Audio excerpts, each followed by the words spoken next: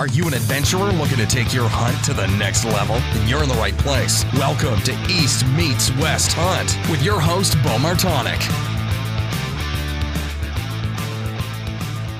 Hey everyone, welcome back to another episode of the East Meets West Hunt podcast presented by onX. The onX Hunt app is your premier GPS hunting app. It turns your mobile phone into a working GPS. And the mapping system is created by hunters for hunters. So other than just coming out with having the best maps available for your phone or even on your desktop computer, they've just added some more benefits to elite members. So if you're an elite member and you have all 50 states on your phone, you also get exclusive rates on a bunch of onX's favorite brands. So whether that's Exo Mountain Gear packs or that's Gerber knives, lacrosse boots, a whole bunch of different things, they give you discounts to all those. So essentially, if you need to buy some more gear, you're almost paying for your membership just in the discounts that you're getting to these other gear. So that's a new benefit that onX added. If you head over to onxmaps.com and if you use the coupon code EMW, you'll save yourself 20% off of the app. The podcast is also brought to you by Tethered. Tethered has been designing the highest quality, lightweight, safest saddle hunting gear in the industry, and the saddle system that I'm using is the Phantom saddle along with the Predator platform. And if you head over to Tethered's website, they make it super simple for you to build out your own system. You can choose your saddle, the lineman's belt, tether, and platform if you want, and it helps guide you through it so it's not such a learning curve to get into it. So if you want to check out Tethered's products and learn more about saddle hunting, head over to tetherednation.com. Maven Optics is basically producing the highest quality optics at half of the price of their competitors through their direct-to-consumer business model. So Maven has decided they want to make game-changing gear and use it in the places and pursuits that inspire us every day. All the owners and the people that work there are actually hunters, and it shows through the quality, the adaptability, and just the relationships that are paramount to a successful hunt. And they focus on the fundamentals: clean, simple designs with modern materials and technologies, and they have the warranty to be able to back that up. Lifetime, no fault warranty. I'm using the B3 8x30 binos for whitetail hunting. Really great for shed hunting and scouting as we're getting into the spring, as well as being in the tree stand. They're so lightweight and small, they sit on your chest and you barely even know they're there. If you want to get a free gift with any order over at mavenbuilt.com, use the coupon code EastMeetsWest-gift. And last but not least, Spartan Forge. Spartan Forge it was built based off combat and military experience and tailored for whitetail hunters. So what it is it takes machine learning to really deliver science-based predictions on deer movement. Most of us only have a limited time to be able to hunt. So being able to accurately figure out when the best time to be in the field is where the outfitter can help you out. And what I'll say about that is the outfitter is not based off of someone's predictions or some specific person's knowledge from the past. It is based off of bringing in millions of data points for your specific area. And I've been using it as well as some of my good friends with some great results. And one of the reasons why I decided to partner with the company Spartan Forge. So check out the outfitter and be able to save some money by using the coupon code EastMeetsWest. So head over to SpartanForge.ai and check out what the outfitter is all about. All right, so for your Mountain Buck Monday story brought to you on Tuesday, I have a story from Jordan Hollinsworth. And you can find the photos of this deer, which are some incredible photos, by the way, over on the East Meets West Hunt Instagram and East Meets West Outdoors on Facebook. So the story goes, I had been wanting to hunt and scout a particular area because of its steep, rugged, and thick nature. I thought that a mature deer may use this area to avoid other hunters. I hiked in and dropped off the side of the ridge for an evening sit. A doe appeared about 30 minutes before dark and skirted down the side of the ridge. About 5 minutes later, I heard a grunt coming from the direction the doe came from. I grunted and immediately heard this deer coming to me. The buck came to 30 yards and stopped broadside to survey where the grunt had come from. I made a well-placed shot on this nice mountain buck. And a nice mountain buck is not really giving it its full what it's worth, because this buck is an absolute giant. And Jordan always seems to come through with some really big deer and just shows his dedication to the mountains. So head over and check that out. And if you have your Mountain Buck Monday story that you want to share to have on the podcast and be featured on social media, send it over to me at beau@eastmeetswesthunt.com, or just send me a direct message on social media, and I'd love to hear the story and be able to share it with everybody else. So I got some exciting news. I just finished up the final voiceover script for the Mountain Buck film that is now named The Long Haul, and that will debut on February 14th, which is a Sunday. And that'll be out at 7 p.m. Eastern Time. There'll be some more information coming out on that here in the next couple of weeks. But I am so pumped to be able to have that come out. So that's coming soon. Like I said, it'll be on Sunday, February 14th. And this episode, we're getting back into talking about mountain bucks. And I drove over to a friend of mine and an absolutely incredible whitetail hunter, Steve Sherk. And well, he's also not just a whitetail hunter, he's also a guide on public land for people that want to experience the big woods in northern Pennsylvania. So Steve and I did a 2-part series. This is the first of that. And this one is all about postseason scouting and really about finding mountain buck bedding and how to identify it, how to go through and figure it out, how to run trail cameras to understand how the deer are using it. A lot of really good information in this. And the second one, which will come out in a few weeks here, will be all about shed hunting. So we're getting into an exciting time of year to be getting ready for that. If you're trying to learn more about, scouting online using onX and just figuring out a game plan to scout your area this spring, head over to my YouTube channel, which is just my name, Beau Martonik, and check out the Mountain Buck Scouting Series. So I have a bunch of videos there, which I'm going to add more to them this spring. So definitely pay attention to that, and I hope you enjoy it. So without further ado, here is Steve Sherk. All right, we're live from Sherk's Guide Service Camp here. Steve, it's good to see you again. Good to see you. I'm glad to be back on the podcast. Yeah, man. It's a little bit different than the last time we recorded. It was during the summer, and it was hot out, and now it's, 12 degrees outside? Yeah, 12 inches of snow, too. Yeah. I couldn't believe we don't live that far apart, but driving here as I got further north, how much more snow there was. Oh, I bet. Yep. The roads were covered up this way. So you came in the same way, but they were covered a little bit compared to where I was at. So it took me a little bit longer than I expected. Yep. No, it was a mild winter to start, and now it's good traditional northern Pennsylvania winter. So Yep. Hopefully it lets up on us a little. I hope so too. Mostly for the for my own sake, because I don't know. I don't mind winter, but I like it for a little while, then I'm ready to kind of get in this. I hear you.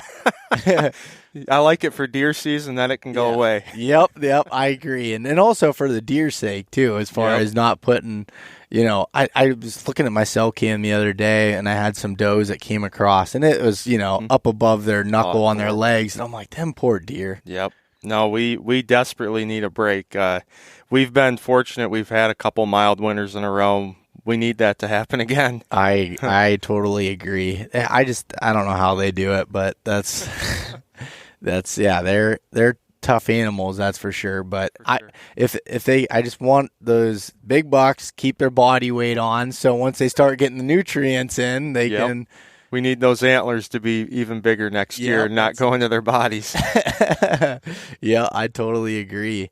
So, Steve, it's we alluded to here that you were on the podcast twice before, back in the summertime, and I thought those episodes were awesome. And then from the feedback that I got, it was some of the favorite episodes that I had, which seems to be a trend with you and speaks to your knowledge a little bit. So well, that's great. And I enjoy talking to you specifically because we hunt similar areas.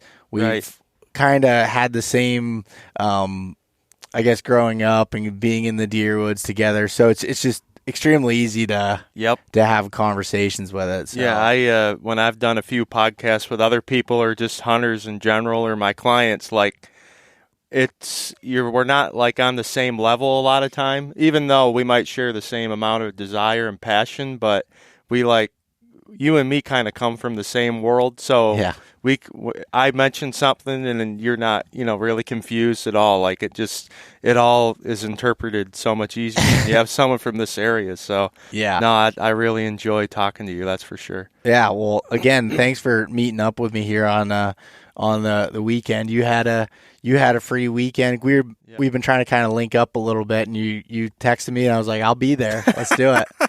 I was looking forward to it. I haven't done one in person in so long. I think that makes it a lot better too. Oh, 100. I can't stand looking at my computer screen anymore, doing it that way. And then if someone doesn't have good service and on the internet connection, it's just like stressful. It can be. But so, Steve, let's start off by giving a little bit of a background of yourself. And I know that you did it on the last one, but just give a little background for anybody new listening. Sure. Yeah. Well, I mean, mostly if you don't know me, I'm the owner of Sherk's Guide Service, which is located here in northern Pennsylvania. I've been doing it for about 7 years now. We hunt all public land. I have a Facebook account and Instagram. You can find us there, or my website at sherksguideservice.com. So it's not just it may seem like it's just a business, but I'm kind of like a guy that just loves to interact with other deer hunters and share my knowledge and passion. And, I've made so many good friends from doing it. So I encourage anyone, if you've never contacted me or looked at any of my pages, feel free to, because if you're a deer hunter, especially a big woods Pennsylvania deer hunter, I'll gladly be your friend. Yeah. No, your accounts there on social media are my favorite to follow, just from the standpoint of you always put out good knowledge, and then also you get me pumped up from your trail camera pictures. No, thanks a lot. I think there's a lot of good Pennsylvania deer hunters that get a lot of great pictures and know a lot, but I'm probably one of few that shares all that. So that's why so many people are following me, because hey, this guy, he's showing everything. So follow him. Oh, I go back and forth on that. So sure. So hard. I usually don't share any trail camera footage or anything, and then I do sometimes. I don't know. It's always a mental struggle of figuring out if I'm giving out too much or putting out too much stuff that's going to end up screwing me in the end, or not. So no, it there's been times where it has backfired on me, and I'll be honest, I don't share everything. Sometimes I just know, this one we can't show him on social media, or better not say this, because if I mention I'm doing this, then it's going to bring a lot of people into a certain area. But I try to share as much as I can, because I have the desire to guide and help hunters. It kind of goes with still sharing my knowledge and that type of stuff in another way. So I hope it's helpful to everyone, and I appreciate everyone that's followed me and cares about what I do. Yeah, that's awesome. And I was wondering if you had any problems as far as people kind of screwing you up or following or trying to figure out where you're at and everything. It's not real bad. There's a few times where, things have happened. Most people are pretty respectful, and, a lot of guys, also, this day and age, there's a lot more like serious type hunters that, they'd rather just do it themselves, and they've been pretty good about, if they see me in an area, they'll back out. And I'm not saying, like, I don't ever want to make it sound like I own all these woods, but I'm everywhere. So 90% of the time it's worked out okay. I think in any public land situation, you're always going to have if you run into a few people that probably you kind of wish they would have never been there. Just put it to you that way. That's just hunting public land. But overall, it's went really well, and I'm not too worried that about being followed or having any big issues with the way I do things. Yeah, that's good. It was funny. I did a seminar the other night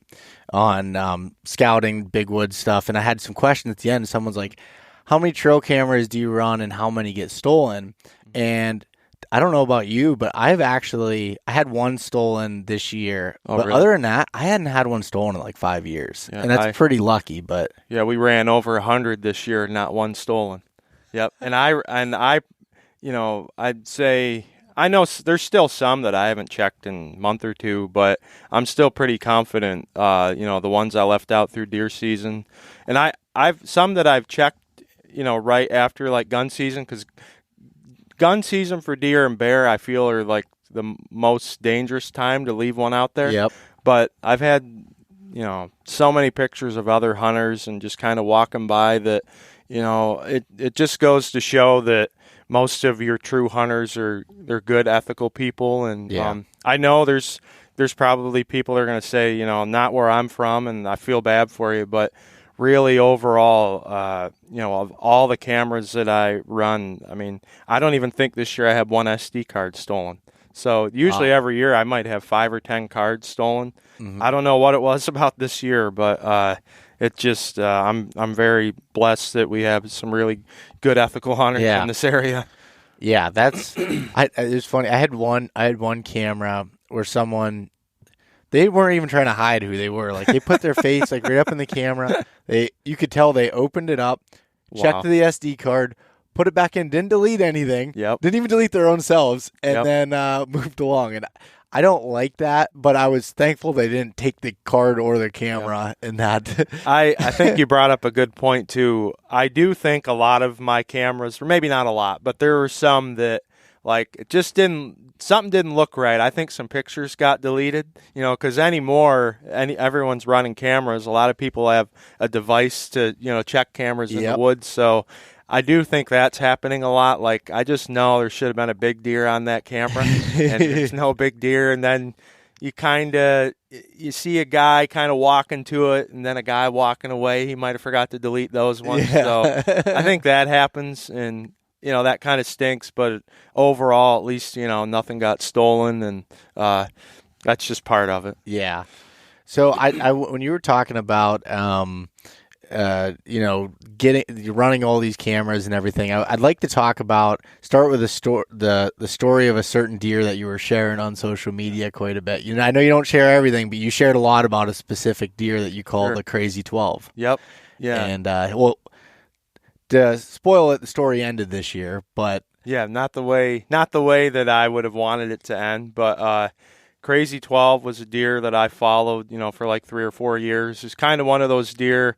As a young deer, sometimes you just can tell a deer that has a lot of potential. And I think I was starting to get pictures of him at like 2, maybe 3, but I think he was 2. Already had some kickers, and you could just tell, like, wow, this thing, it's got the potential to really blow up. And so it took a couple years. Like, I would get pictures of him, but I didn't really have like his core area pegged down. And but after a couple years, like, I started to figure out like where he was bedding, and really narrowed things down. And I'm not going to say every deer is like that, but I don't think there's ever been a deer that I put that much time in. So this year I felt like was going to be my best chance, that I ever had on him. going into bow season, I also thought my best chance to kill him would probably be early season, because he'd only stay in his core area like roughly mid-October. Then he would shift and kind of focus more around, doe bedding areas. And so the first week of archery season this year, I couldn't have asked for a better situation. We had a cold front. The only times he would ever come out of the bedding area this time of year during the daylight were when we had like a cold front. And so we had that front. I didn't want to go in there the opening morning of archery season because I felt like I'd have a less chance of spooking him if I went in the afternoon, tried to catch him coming out of bedding. So that kind of backfired on me because checking the cameras just a few days later, he was all over around my stands in the mornings. Oh. And I had 3 stands around this bedding area, and opening morning he went by 2 of them.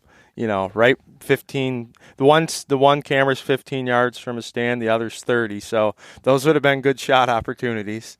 So I didn't go in there in the morning, and then he also went by the next morning again. He went by the one stand at like 7:45 in the morning, and then the front ended, and that week, opening week, it was all night activity. But when I say night, like he would come out of the bedding cover like half hour after dark, but still it was the bedding that he was in. It was very, very risky to try to even go in and hang a set. Like I'd still feel like I had my stands in the right places. That's just how big deer are. They're stubborn and they only move at certain times that time of year. At least, I'm sure he was moving inside of the bedding cover during the day, but, he wouldn't come out. But then what stunk this year is right after the first week, he shifted a little bit early, and literally, like I knew it would happen, but I didn't think this early. I'm going to say about October 11th or October 12th, 0 pictures of him in his main bedding area and for the rest of his life, because I'll get to the point where he got shot, but he got wounded in late October. But from October 12th to when he got wounded, he never entered that bedding area again. He was completely done, but there's never any does like near there. So okay. I really think that it was the testosterone building up and knowing the rut was approaching, that he was ready to move on and be near the ladies that early. So I never got the right opportunity to really hunt him good again. There was quite a bit of hunting pressure into the area that he shifted into the rut. I think I might only hunted that area like once. I also knew that some of the best locations in that area where he was going to spend the rut,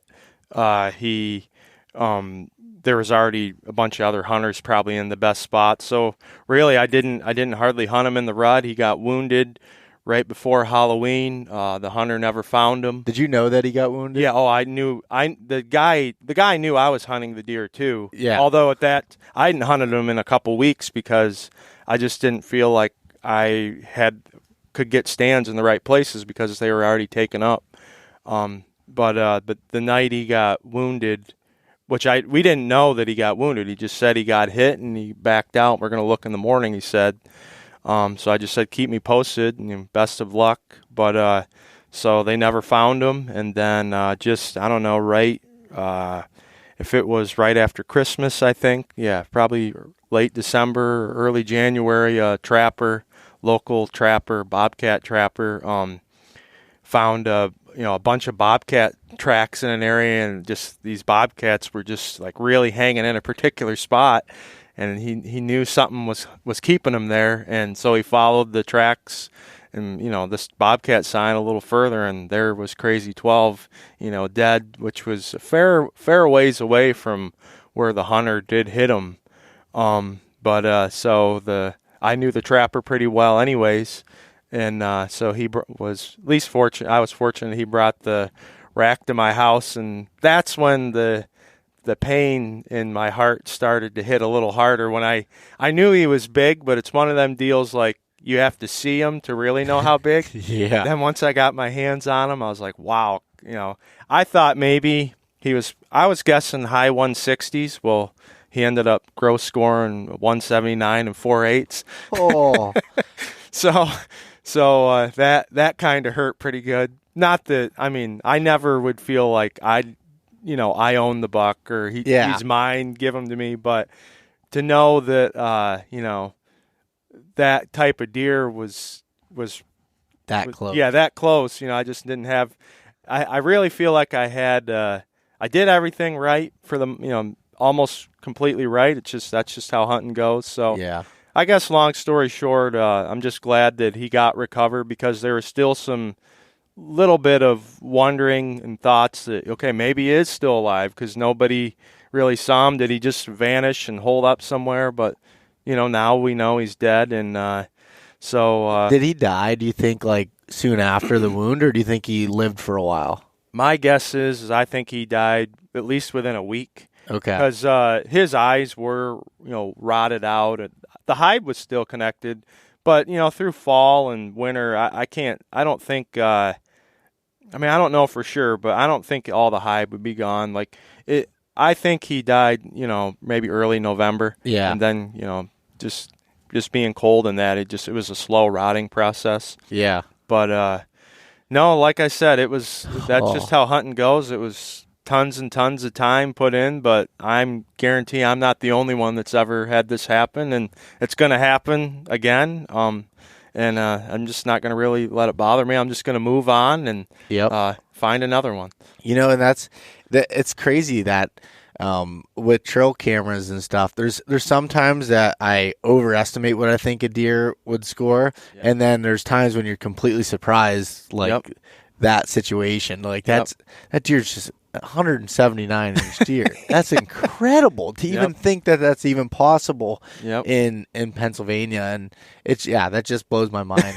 But I think you have the right attitude with being like, well, just got to move on to the next one. That's what we were talking before this about the buck that I shot and how my buddy Johnny was hunting him for so long, and he literally this is what he goes, well.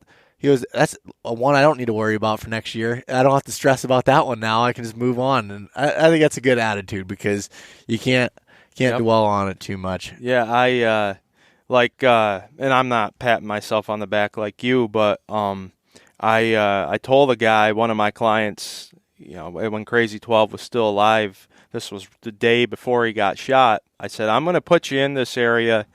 I just showed him a stand.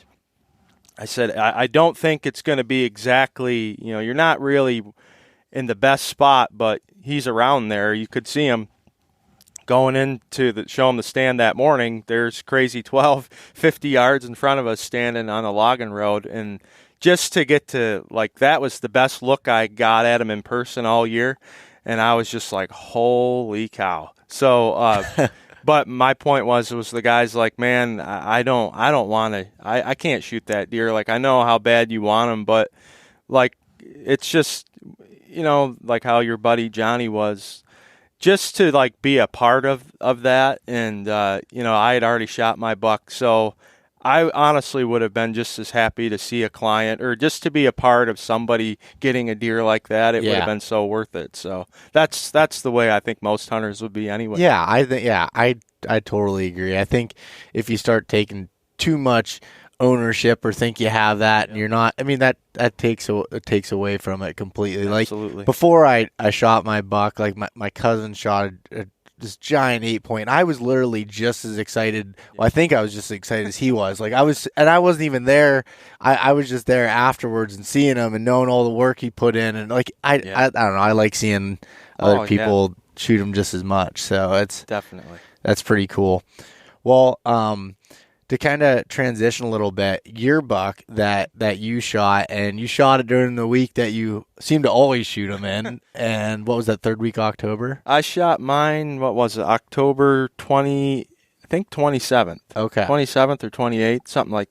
I'm surprised I don't remember the exact date, but it was one of those days. Yeah. So I remember seeing you post some stuff about it, that there was a a shift a little bit that I noticed. that you noticed seemed to be a little bit early. So can you explain a little bit about that shift that you saw? Yep. It just seemed like this year, based off of the areas I was hunting, things seemed to be a little bit early. That's still a time when, I might be hunting more around scrapes, and I might not see as much of bucks really spending a lot of time in doe feeding or doe bedding areas, but they'll still be, maybe more around their core areas and, working scrapes, but moving more in the daylight. You might even find them just in areas with a lot of, fresh sign. But so, I was hunting spots like that, and it just things were not showing up.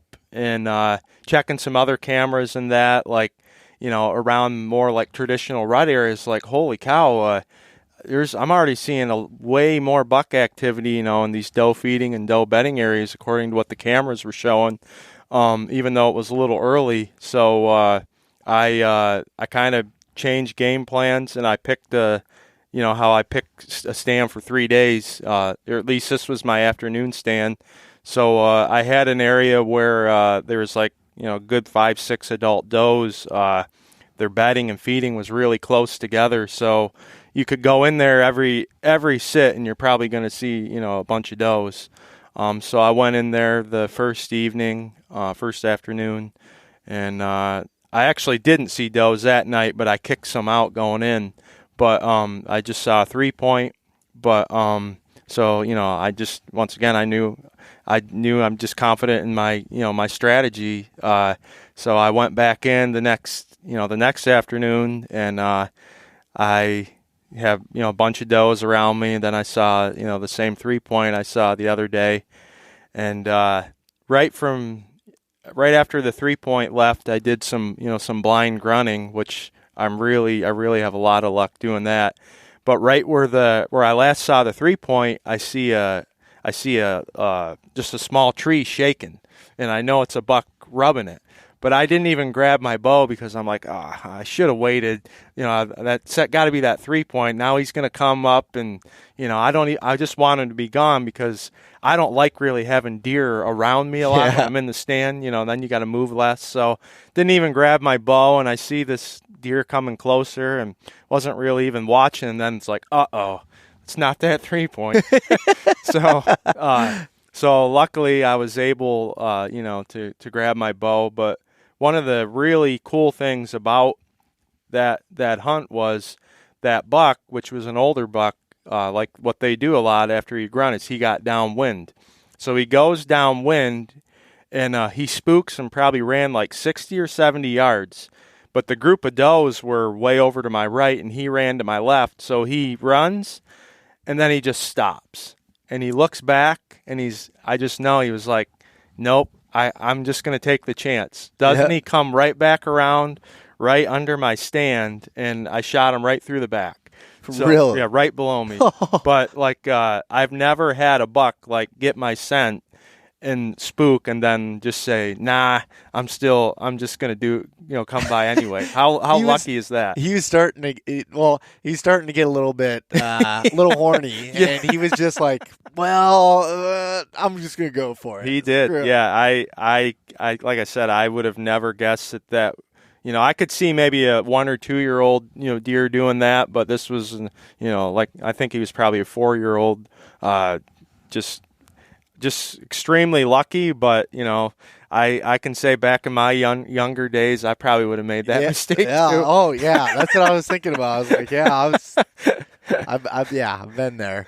But that deer is a beautiful deer. But when you I remember you talking about that shift that you were seeing early, and so I had just started a few days off of vacation from work, and I was hunting my traditional scrape spots, and one of the things that, I'd read your post a couple days before that you were seeing that, and when I went in for my days off, I think I hunted the morning, but I ended up going and checking cameras and just trying to see what's going on in the area at this time, and my scrapes were dead when they weren't. And I was like, what's going on? And so I got back up, and I was in my tree, and I'm like, I got to do something different. Right. And I had thought about what you had had written there. So I was like, I know where some does bed on the edge of this cut. So I got up and I was just still hunting along the edge. I was working my way into where I was planning on setting up. And I did a couple grunts and I hit the bleak can.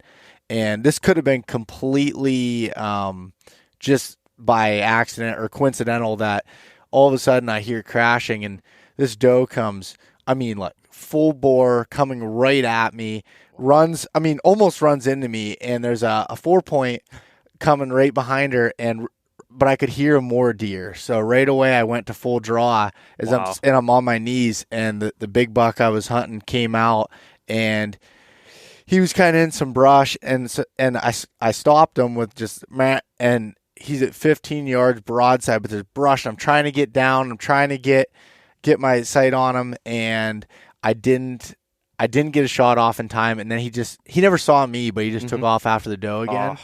And I literally just wanted to cry. Like I sat down and I'm like, you got to be kidding me. So I actually went up to the direction they headed because he was going by where my spot I was planning on sitting.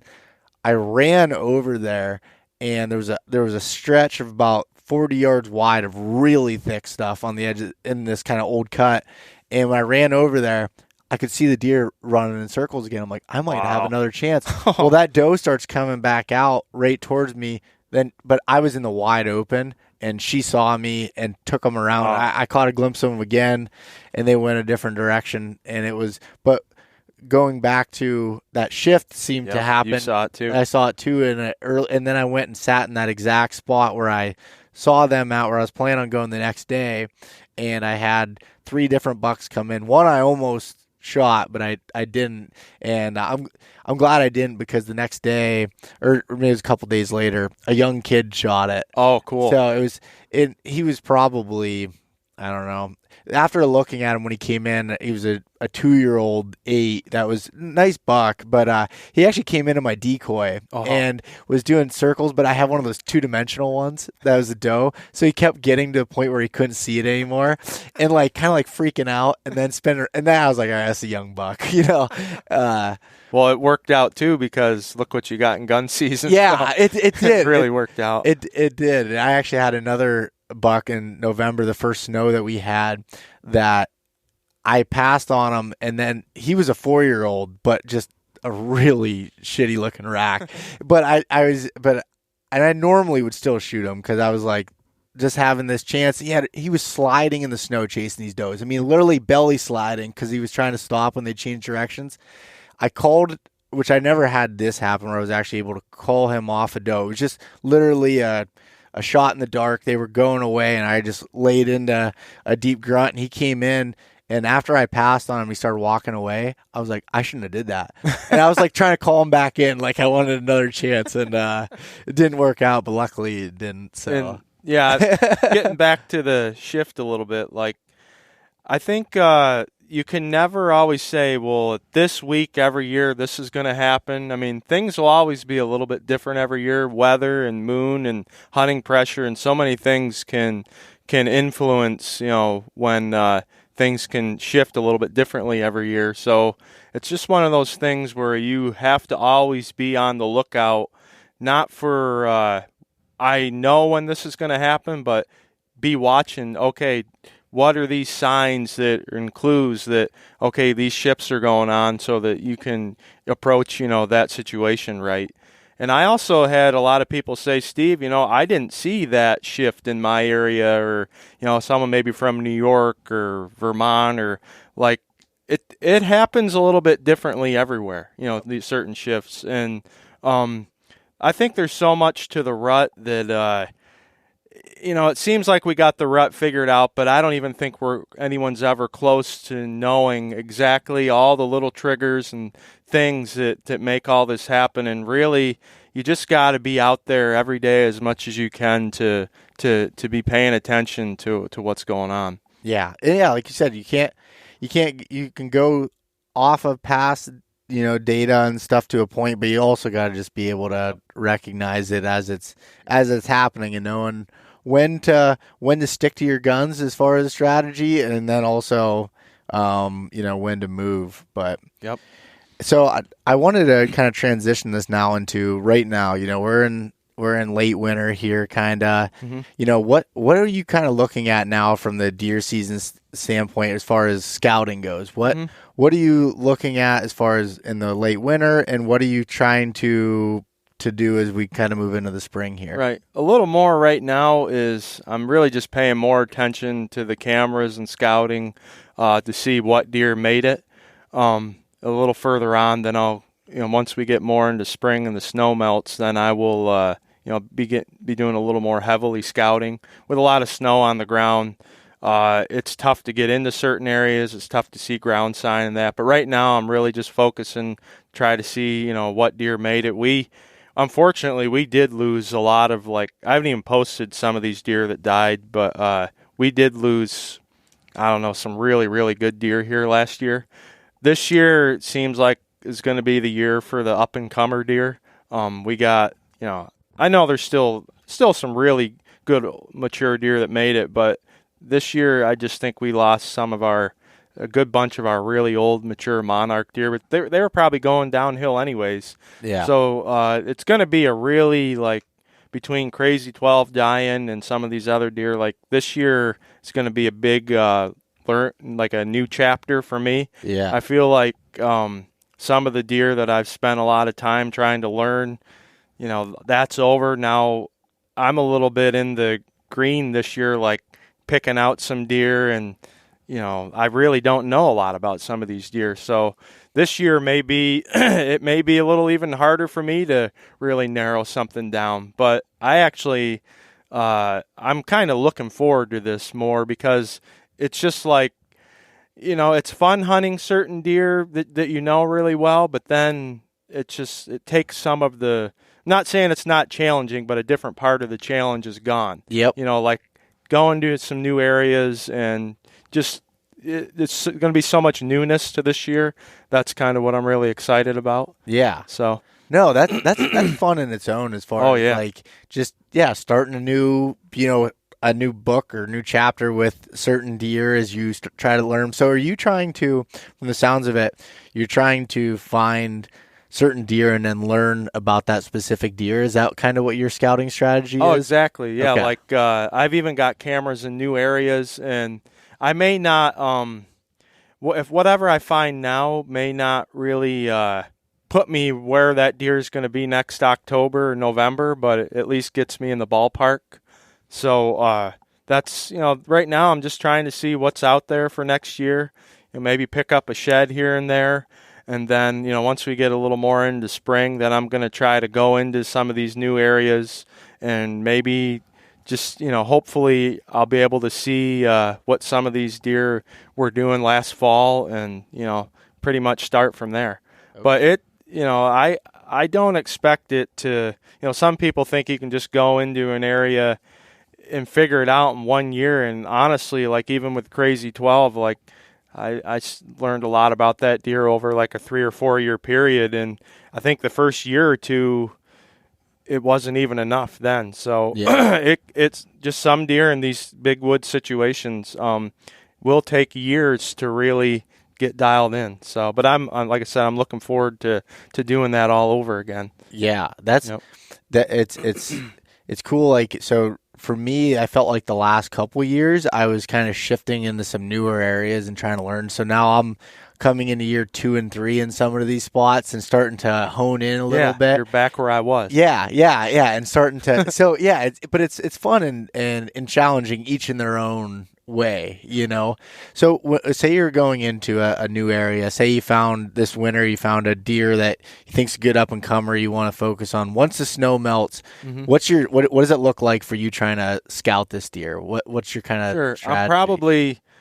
I mean, it's more just in maybe in a square mile area. Really get to know possible bedding cover, what food sources are available. Where do I think hunting pressure is going to be, most active? Try to get to know all those little things, and then it's just going to be plastering a bunch of cameras in there, and it's more of, it might just be more of a soaker year in some of those areas, and just see what showed up on the cameras, and then the following year use that data and now I'm honing in even more. Maybe it won't take that long. Maybe it'll seem like I'll get on something, quickly and easier. It's hard to say, but it's really, finding a big deer right now. And then you have to also consider this may just be a wintering area. He may be spending his summer and fall or different times of the year a mile or two away. And every deer is a little bit different too. I've gotten pictures of deer this time of year and never was able to get on them ever again. I mean, that happens too. But the better you get to know that square mile or 2 square mile area, the better the chances you're going to find that deer. Really, I've said it before, like I still think only 10% of the woods is really good for mature deer. I know they roam a lot, but during the daytime, he's only in certain spots and he's not in a lot of areas outside of the rut. Yep. So you gotta hope that you can stumble on, the right bedding cover and the right sign, and that's why it's important to do as much of that scouting in the postseason, because once you go out there in the fall looking for it and putting a ton of miles on the ground and scent, and between that and spooking them, like then it becomes too much of a cat and mouse game there, rather than get it all figured out now and then hopefully what you find now will get you on them. Yeah. So when you're looking for like that 10% area, Yep. Are you looking at it like, say, from a map like at the beginning and trying to identify those areas, or is that all just you going on boots in the ground and just trying to pick out those type of spots? Or is there like anything that like helps you focus on a certain area, or are you saying kind of looking at, basically taking a map 1 to 2 square miles and just trying to cover all of it and find all those places? I think I'll glance at a map, maybe quickly once, but very little of using a map will, I won't be after every time I scout or before every time I scout, I won't be, okay, I'm looking at the map and I'm going to check this out. Like literally I want to go into that chunk of area and I want to know every inch of it. I don't just want to pick out key features on a map, because even though, the images and that you're seeing show a lot, but you don't really know for sure what it doesn't show everything. It gets you to some good starting points, but if you put boots on the ground, you're going to find way more about the area than any other way. So I might, I'm fortunate that, I get to have the ability to spend a lot of time in the woods this time of year. So I might hit an area for 7 days in a row until I really feel like I know everything about it.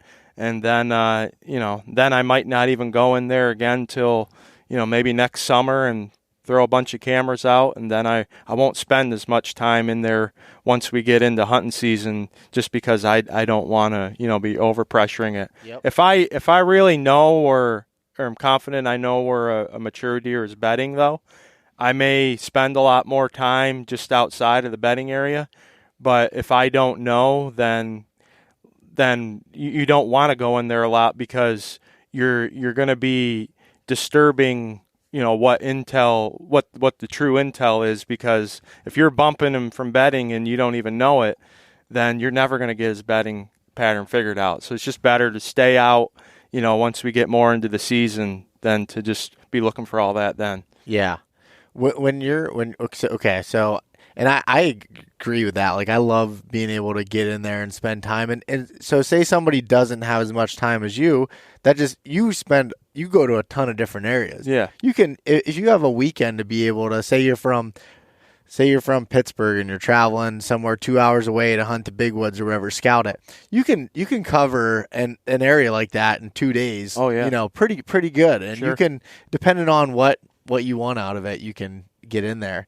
When you're, so to determine, like, all right, here's if you're going in the springtime, say you have no camera information in there and you're just going on from your scouting, Yep. How are you kind of identifying that this might be a big buck bedding area or mature buck bedding area? Sure. What kind of sign are you looking at? I always talk about like if I walk like the perimeter of a thicket and I'm not seeing a few really big rubs on the outside of it, I rarely will even go inside of the thicket. I'll usually find a good patch of cover and circle the whole perimeter. And if I find some big buck sign on the outside edge, almost always there'll be some big buck bedding inside of it. Like there's, and I mean I know some people have heard me say it, but those big rubs on the outside, I always say, are like posted signs. Like he's saying, like, "Hey, this is my spot." Yeah. Deer or bucks don't just rub, for just burning up testosterone or showing off to the ladies. Like they make signs so that other deer see their sign, and that's what a lot of those big rubs are in the those types of spots. So if I see sign like that, I'll get excited and go in and maybe try to, find, where they're bedding in there and, really get to know, that type of area better. But, like I said, it's still, I don't want to make it sound like you just go into an area once or twice and figure it out. I'm telling you, like, to really nail down a big or a mature deer in the big woods, I honestly think most of the time it takes years. Or you might be able to get lucky, but if you want to be able to say I can get pictures of that deer almost every day of his life, that's where you gotta commit yourself majorly to that area. Yeah. And I mean honestly, I'm not bragging, but that's what I did with Crazy 12, and I truly, like I said, I had that deer. I knew him as good as I really think I could have known him, but yet I still didn't get him. Yeah. It's still not that easy. No, definitely not. Yep. All right. So say you have where you think a mature buck might be bedding and based on this thicket or whatever. So now what's the next steps of scouting the area? Say if you're looking for location, you want to hunt a stand. Say, I know you then would run cameras as far as trying to figure out trails, or I guess I'm kind of getting ahead of myself here. What are the next steps after? You did hit it. Like I will start. I just know I know you enough from talking to you that I almost start answering the questions, but I apologize. No, that's okay. Sometimes it makes it easier for me if you like start it out for me. But so I know. So basically, I'll just I'm a huge camera nut, so those cameras, I'll plaster them all around the edge of that bedding area. If I see a rub line, if I see a trail, any little bit of sign of entering and exiting that bedding area, if I really feel like this is for sure, probably his bedding area, then, I might throw 20 cameras all around the perimeter of it. Just because I've learned, I can't say I've learned through a ton of different deer, but especially Crazy 12. Like, it was amazing to see the smaller sections of that bedding area that he preferred. Like, he didn't. You would think that, one day he'd just go out the east side, the south side, or this bench. Like, there are certain times of the year where out of those 20 cameras, you might only be getting them on 3 or 4, and it was all in one small area. Now, I also had cameras outside of the bedding area where I would get them, at night and that, and then it was very sporadic at night where you might get pictures of them. But in the inside of that bedding area, certain times of the year, it was mind-boggling how narrowed down it was.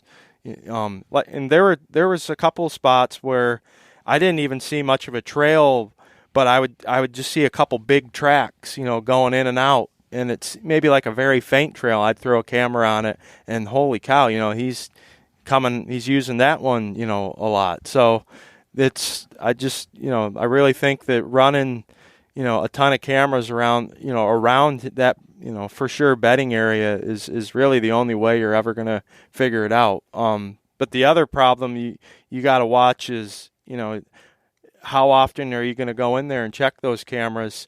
I would go in, about once a week, and I swear I don't really think it bothered him that much. And I was in there so much, out, on the fringes of that bedding area that I also think he kind of got used to me. It sounds crazy, Yeah. but and maybe I'm wrong. Maybe if I wouldn't have checked the cameras as often, maybe he would have come out more in the daylight. But I know almost any time there was a big change in weather, he'd come out. So if cold, especially a cold front, if it was like clockwork, he's gonna be moving outside of there in the daytime. So that's kind of what I focused on is whenever I can get a front, that's when I would try to hunt him. Huh. Yep. That's interesting. As I was sitting here just thinking about it, and like it's funny that, like you said, like the deer probably got used to, but he probably did. He probably did.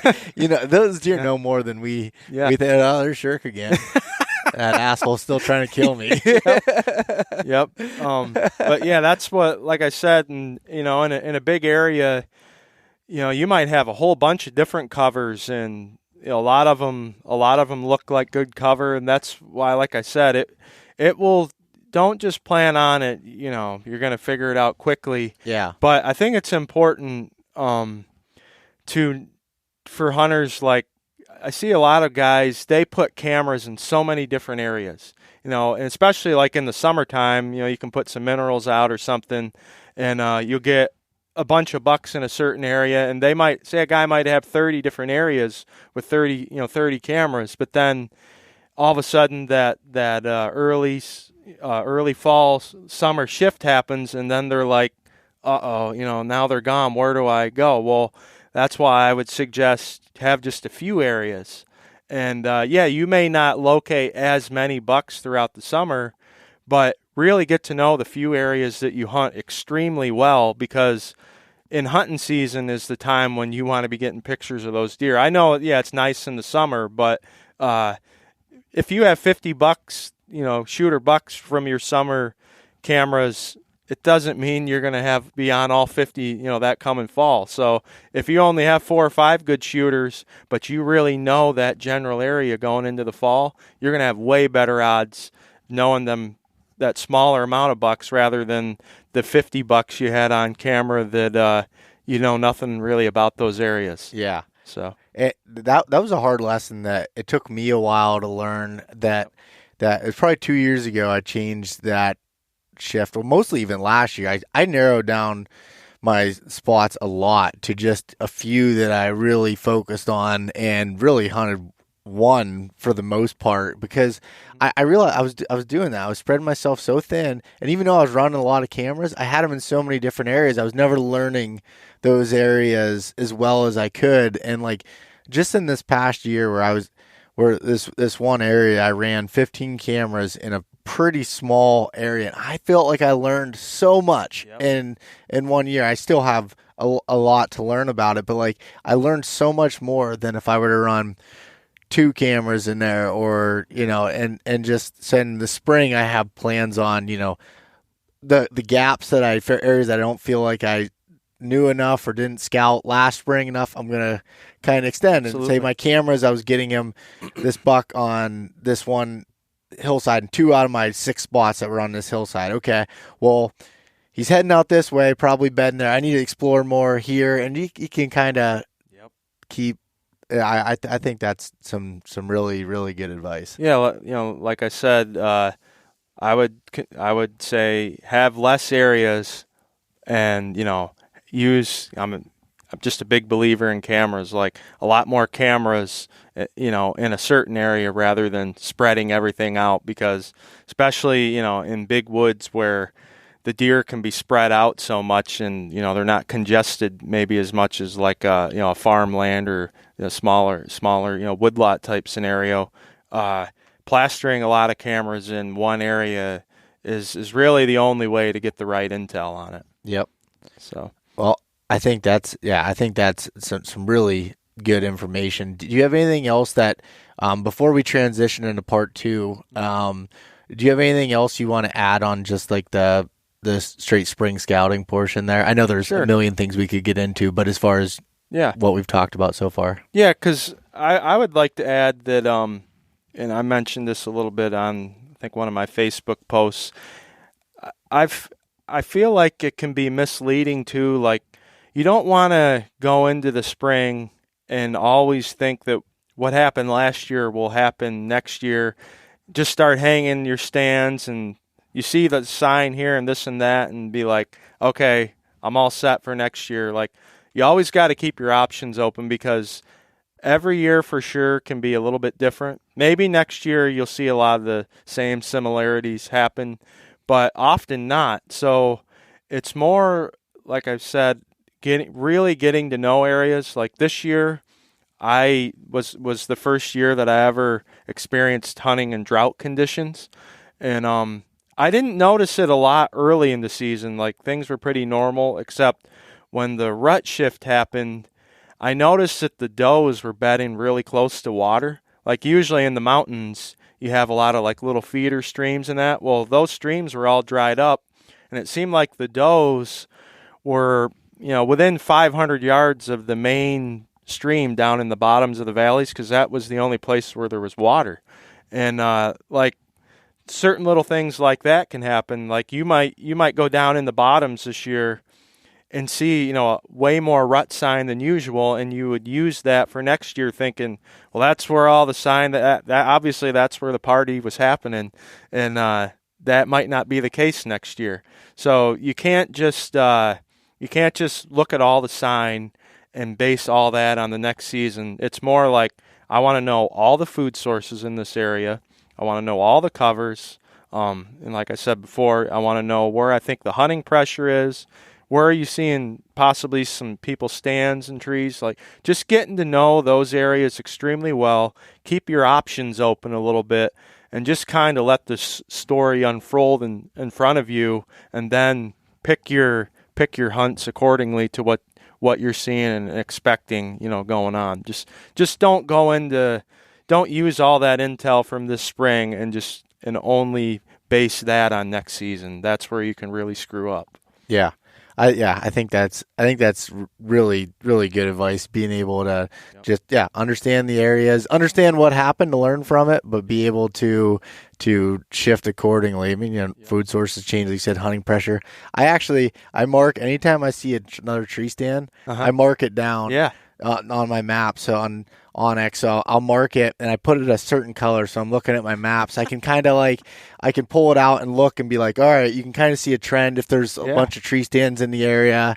And I usually try to stay away from and that's a good point too. Like, if you mapped, where you think a bunch of hunting pressure is, and then you especially look at it on the map, like, it can really help you eliminate an area. Yeah. Like, okay, that's where there's a ton of pressure. It's probably easy access, or for some reason, then that actually can make it easier, because anytime you can eliminate ground in the big woods, it's so helpful. Yep. Because there's just so much area that you don't know where to start. But when you've eliminated something, then there's a lot less legwork you're going to have to do right there. Yep. I totally agree. Yep.